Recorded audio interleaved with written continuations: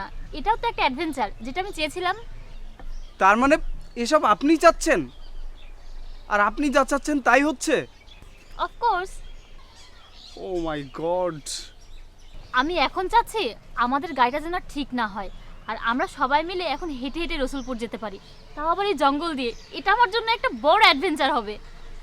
বাহ, আপনার কি চাওয়া! আপনার চাওয়ার না তারিফ করতে হয়। বন্ধু, ও কিন্তু মন্দ বলেনি। চল না, আমরা সবাই মিলে একটু হেঁটেই যাই।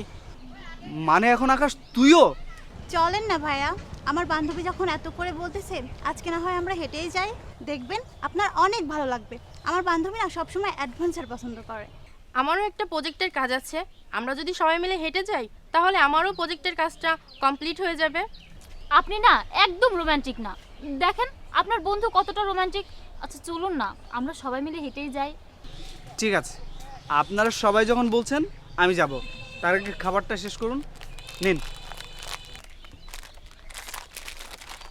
নিন নিন, আপনার দুজন নিন। সরি, নিন। যেহেতু আপনার মেয়ে তাই আপনাদেরকে দিলাম। নিন।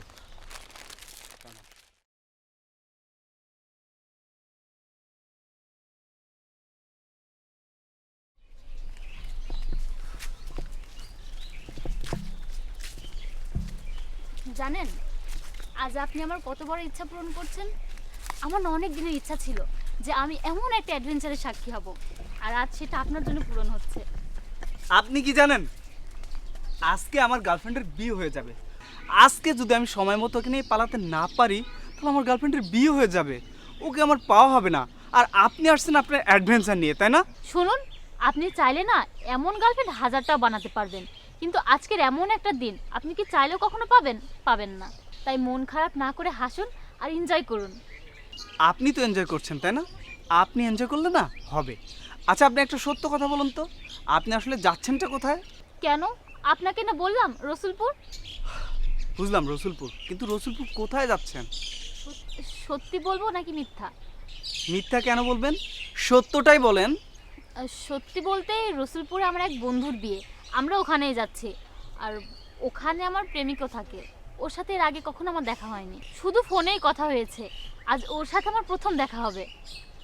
নিজের ভালোবাসাটাকে পূর্ণতা দিয়ে অন্যের ভালোবাসার সর্বনাশ করে দিচ্ছেন, তাই তো? একদমই না। আপনার ভালোবাসা যদি সত্যি হয় আপনি তাকে অবশ্যই পাবেন। আর যদি আপনাদের দুজনের ভালোবাসায় কারো কোনো সমস্যা থাকে তাহলে আপনারা কেউ কাউকেই পাবেন না। আপনি এটা কি বললেন? আমি যদি আমার গার্লফ্রেন্ডের কাছে সময় মতো পৌঁছতে না পারি, তাহলে আমি তাকে কিভাবে পাবো? আমি তো তাকে হারিয়ে ফেলবো।